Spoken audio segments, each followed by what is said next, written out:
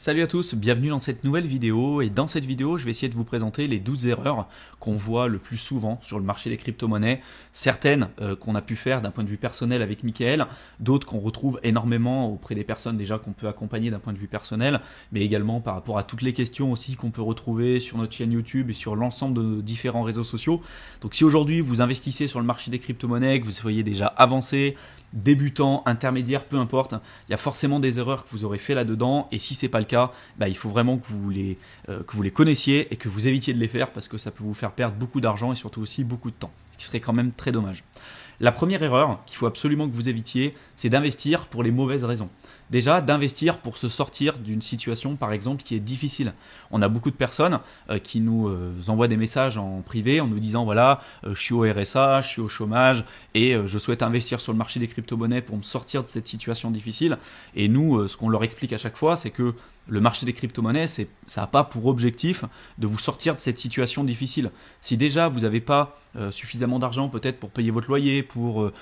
payer votre facture d'électricité, de vous nourrir à la fin du mois, en fait c'est pas les crypto-monnaies qui vont vous sortir de cette situation. C'est déjà d'avoir une situation stable de votre côté, de trouver un emploi, de je sais pas, trouver des personnes peut-être qui pourront vous aider pour vous former à un nouveau corps de métier. Mais si déjà votre situation personnelle elle est difficile, le fait d'investir sur le marché des crypto-monnaies, ça va ne faire, on va dire, qu'ajouter un risque supplémentaire et des biais cognitifs, des biais émotionnels encore plus importants que ceux qu'on peut déjà retrouver dans l'écosystème crypto. Donc déjà, à la base, se lancer sur le marché des crypto-monnaies pour les mauvaises raisons et notamment pour vous sortir d'une situation difficile, c'est absolument pas la bonne démarche et c'est absolument pas celle qu'on pourrait vous recommander.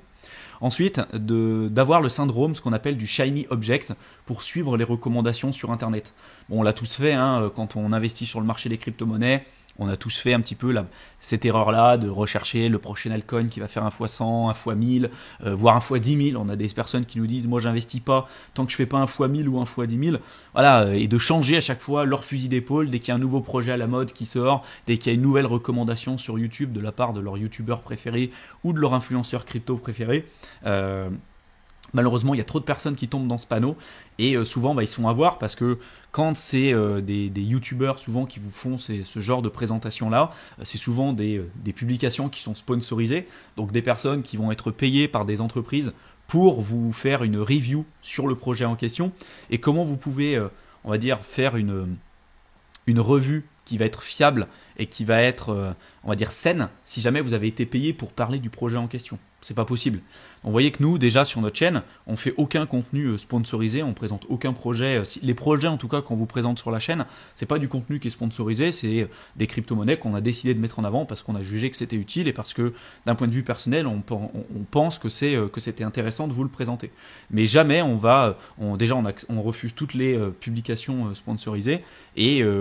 c'est pas notre manière de fonctionner, quoi. On veut vraiment faire notre travail au maximum, essayer de vous présenter les informations de la meilleure manière possible, mais déjà du postulat, vous devez faire attention à toutes les recommandations qui sont faites sur Internet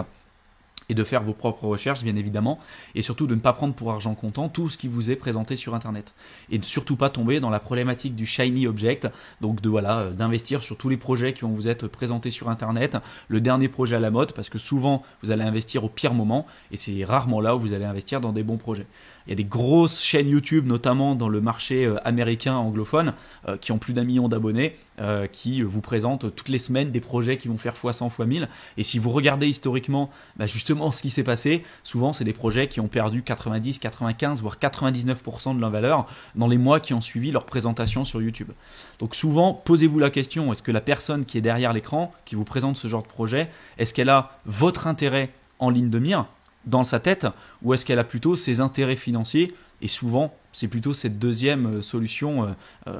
qui se révèle finalement être le cas. Vous voyez, il faut vraiment que vous soyez vigilant par rapport à ça.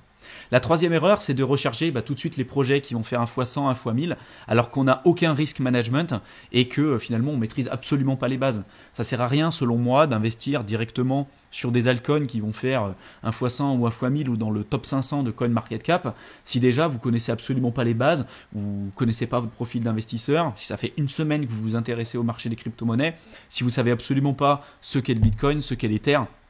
ce qu'est même la blockchain de manière générale, la philosophie qui se cache derrière tous ces écosystèmes, si déjà tout ça, vous ne les comprenez pas, pour moi, ça n'a aucun intérêt d'investir sur ce genre de projet-là parce que vous avez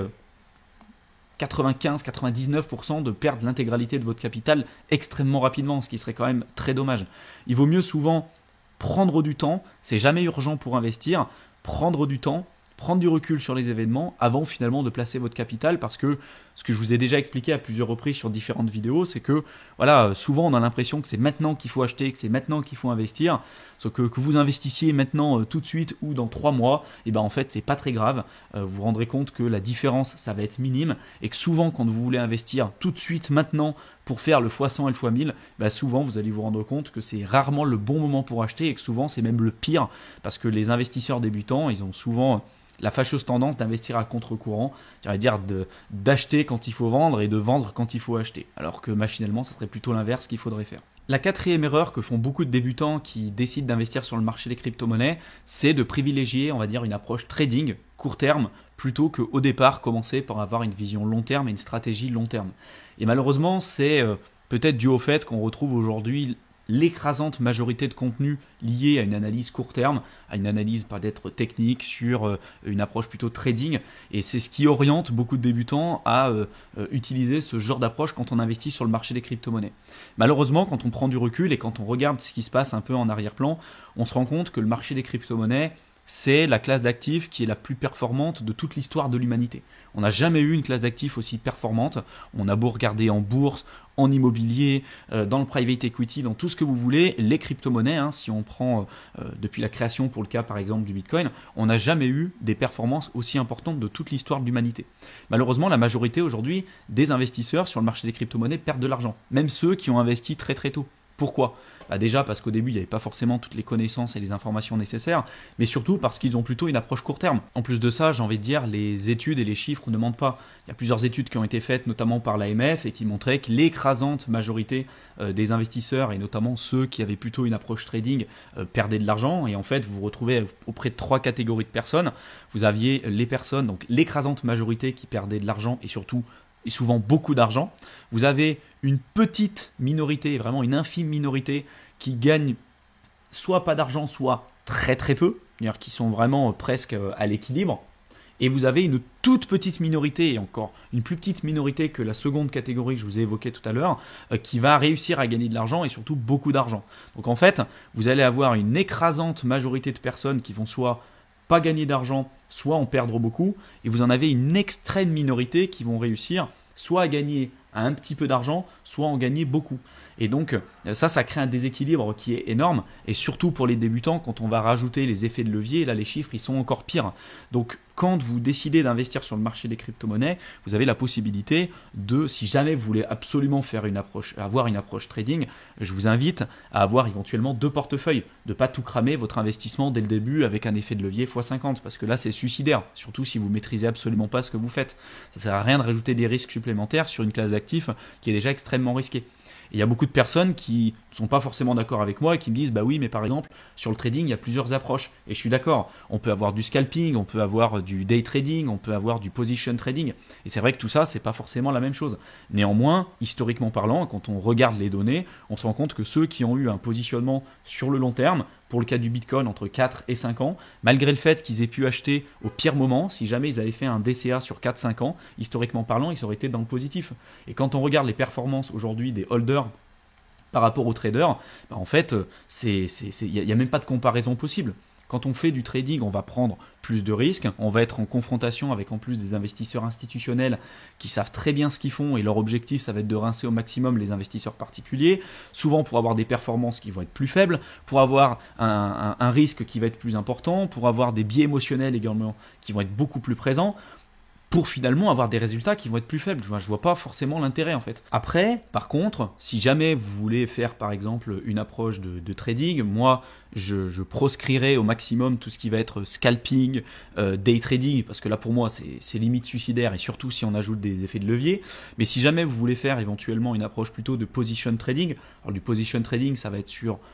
du court terme par rapport à de l'investissement type buy and hold, hein, mais sur plusieurs semaines, plusieurs mois, ça peut être éventuellement intéressant parce que là vous allez surfer sur certaines tendances et vous allez garder une certaine liquidité, une liquidité que vous n'auriez peut-être pas forcément avec un investissement long terme. Donc il y a des avantages et des inconvénients, tout n'est pas à proscrire. Mais souvent, pour les débutants, s'orienter vers une approche trading quand on n'a aucun risk management, quand on n'a aucun recul sur ce qu'on fait, qu'on n'a aucune notion en analyse technique ou peu importe,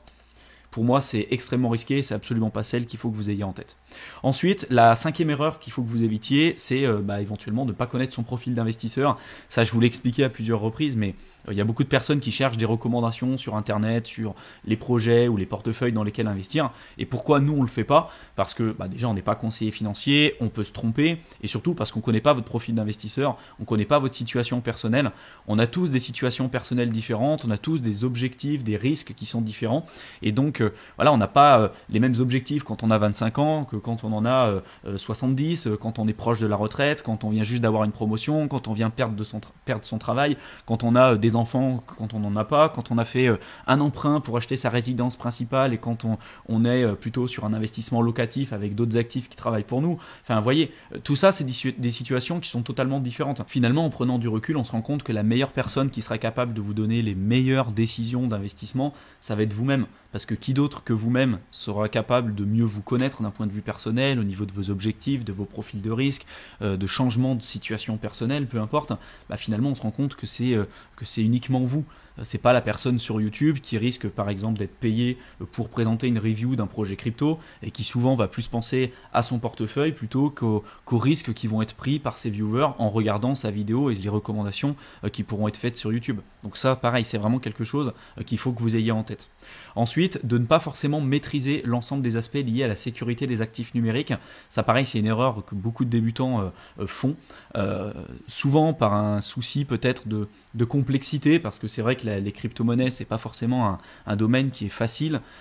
c'est assez complexe sur tout un tas d'aspects, en plus ça évolue très régulièrement, et pour un souci de simplicité, il y en a beaucoup qui préfèrent laisser leur crypto-monnaie dans des plateformes d'échange, alors que l'objectif et la philosophie même des crypto-monnaies, c'est de retirer au maximum la problématique liée au tiers de confiance. Et quand on laisse nos crypto-monnaies sur des plateformes d'échange, on va rajouter en fait ces intermédiaires qu'on souhaite éliminer déjà à la base avec la croissance et l'évolution de tout l'écosystème crypto. Donc le fait de protéger vos crypto-actifs, ça va avec la base en fait d'investir sur le marché des crypto-monnaies. Vous allez investir aujourd'hui dans la classe d'actifs qui va être la plus performante de toute l'histoire de l'humanité. Vous êtes en train d'assister à l'émergence d'une toute nouvelle classe d'actifs qui n'existait pas il y a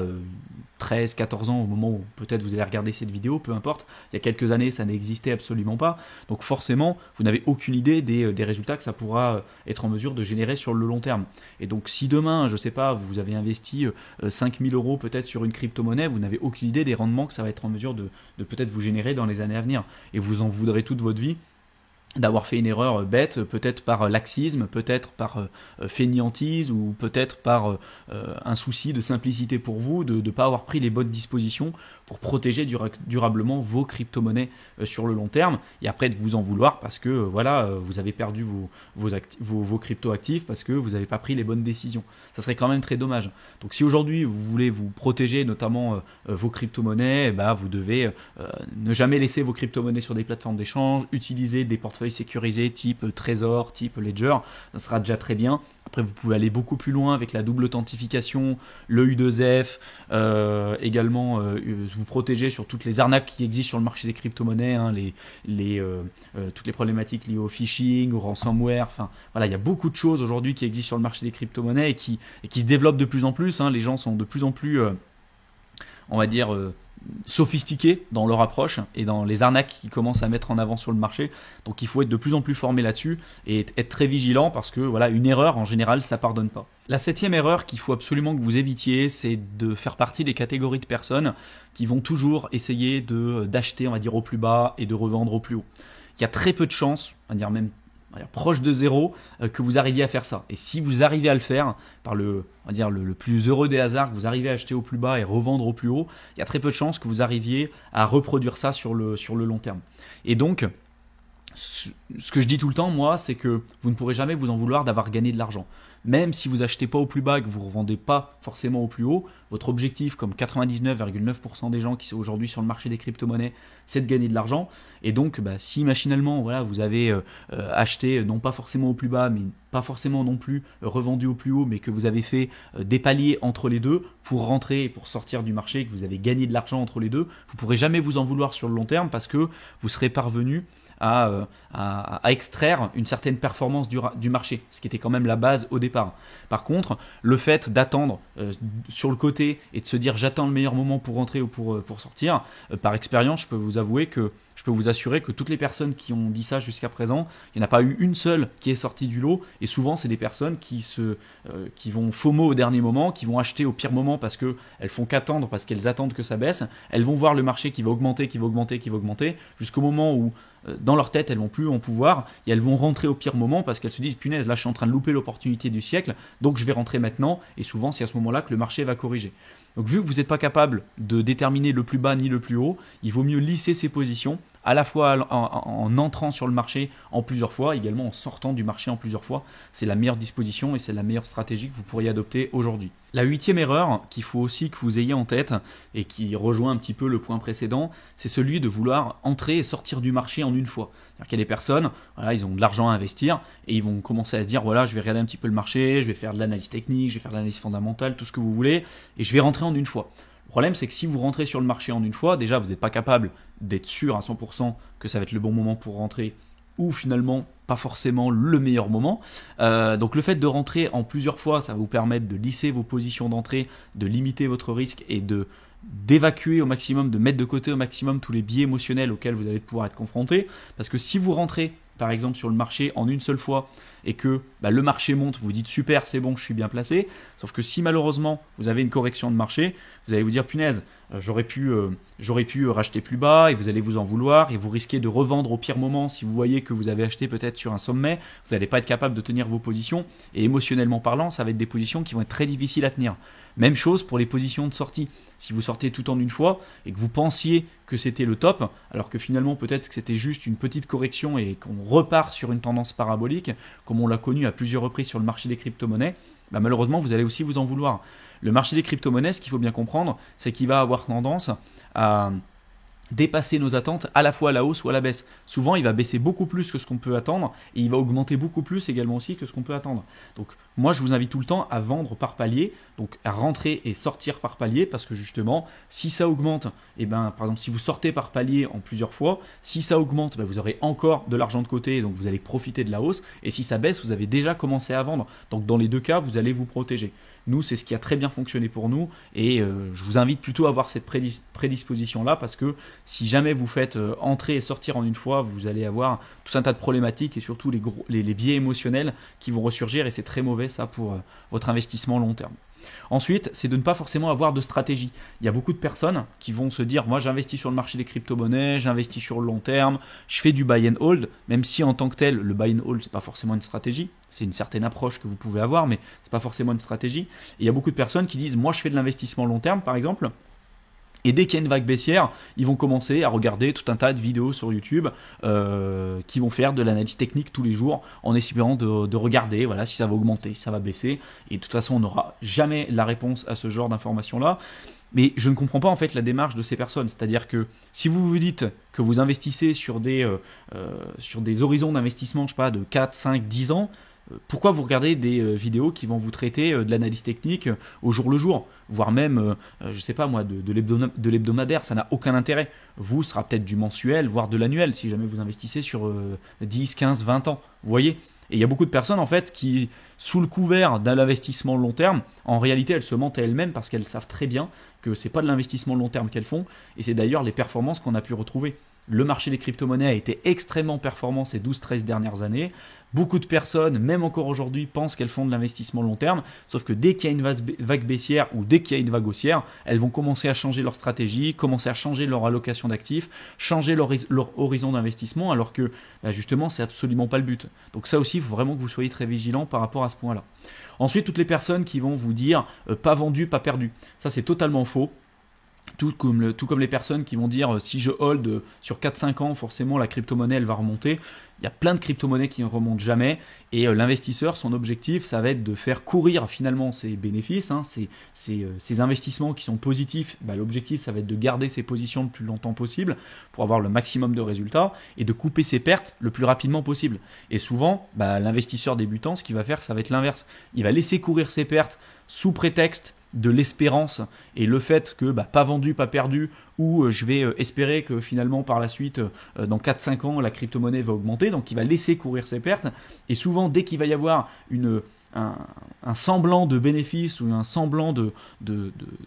performance positive sur le portefeuille, tout de suite on va prendre les bénéfices parce qu'on n'est pas capable d'avoir une vision long terme sur la crypto-monnaie ou sur l'investissement qu'on a décidé d'avoir. Donc ça c'est super important à avoir en tête, ne tombez absolument pas dans ces travers, il n'y a jamais de vérité absolue, hein, c'est toujours de l'incertitude et une gestion de risque, l'investissement et surtout l'investissement crypto, mais soyez vigilants par rapport à toutes les personnes qui vont vous dire pas vendu, pas perdu, parce que quand vous prenez sur certains altcoins en bear market du moins 95, moins 99% sur votre portefeuille et sur vos positions, il faut être capable de les tenir. Je ne dis pas qu'il y a certaines crypto-monnaies qui ont fait ces pertes-là et ces corrections-là sur en bear market et qui ont permis de dépasser leur précédent plus haut dans le bull market suivant. Mais ce n'est pas le cas de tout le monde. Et l'écrasante majorité des cryptos ne remontent jamais. Donc ça aussi, il faut vraiment que vous soyez vigilants par rapport à ça. Ensuite, l'avant-dernière erreur qu'il faut que vous ayez en tête, c'est la problématique liée à celle de trop se diversifier. Sous prétexte de se diversifier et de se protéger, on a l'impression quand on investit sur le marché des cryptos, que plus on va se diversifier, plus on va être protégé et plus on va être serein sur le long terme. C'est absolument pas le cas et souvent on va se rendre compte déjà que les crypto-monnaies évoluent ensemble. C'est-à-dire dès que le Bitcoin évolue à la hausse, on a les altcoins qui vont évoluer à la hausse. Et lorsque le Bitcoin va corriger, on va avoir également les altcoins qui vont corriger de manière bien plus importante. Il y a certains altcoins qui vont se différencier un petit peu de ce que je viens de vous évoquer là, mais ça reste quand même relativement rare. Et on se rend compte que, de manière générale, le marché des crypto-monnaies, il est quand même très corrélé. À part si on prend le cas des stablecoins, mais ça va être un cas à part. Et souvent, on se rend compte que les débutants sur le marché des crypto-monnaies, ils vont commencer à avoir beaucoup trop de projets. On a eu la dernière fois le cas d'une personne qui avait 1000 € investis sur le marché des crypto-monnaies et qui avait 20 ou 30 projets différents. Pour moi, c'est beaucoup trop. C'est-à-dire que déjà, les 20 ou les 30 projets, je suis persuadé que cette personne-là, en tout cas, n'était pas capable de m'expliquer un dixième des projets dans lesquels il avait investi. En plus de ça, si jamais il y a le moindre changement sur le projet, un fork ou peu importe, impossible de le savoir parce que même nous qui sommes à 100% sur le marché des crypto-monnaies, qui vivons de ça aujourd'hui, on n'est pas capable de tout suivre et je peux vous assurer qu'on n'a pas 50 projets dans notre portefeuille, donc on est obligé de faire une présélection et en plus de ça, ça va être contre-productif parce que le fait de trop se diversifier, si jamais demain vous avez un projet qui, pour le plus bienheureux des hasards, vous permet de faire des bons rendements, je sais pas, il fait un x100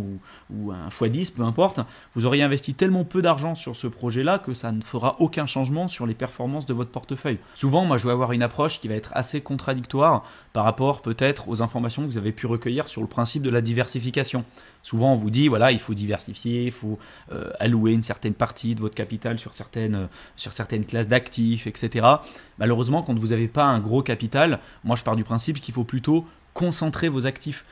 et concentrer vos investissements pour maximiser au maximum vos performances et vos rendements, pour avoir un certain capital. On commence à se diversifier à partir du moment où on a un capital suffisant et qu'on veut éventuellement, je ne sais pas, se protéger et se diversifier au maximum pour limiter son risque aussi au maximum. Mais au début, avoir une diversification importante, déjà on a compris que sur le marché des crypto-monnaies, c'était une diversification qui n'était pas réelle, même si dans notre tête, on a l'impression d'être diversifié. Sur le marché, dans les faits, on se rend compte que si le Bitcoin évolue à la hausse, on a tout le marché qui évolue à la hausse. Et quand le Bitcoin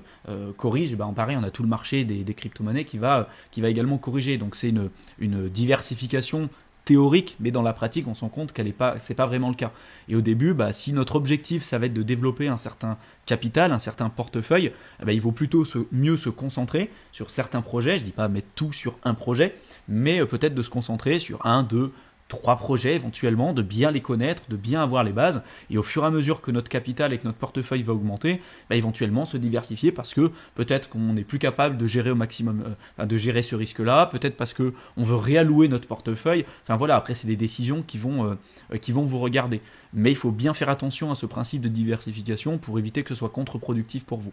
Et le dernier point, la dernière erreur qu'il faut absolument que vous évitiez, c'est de sous-estimer le principe de coût d'opportunité sur le marché des crypto-monnaies. Vous vous êtes sans doute rendu compte, mais le marché des crypto-monnaies, donc c'est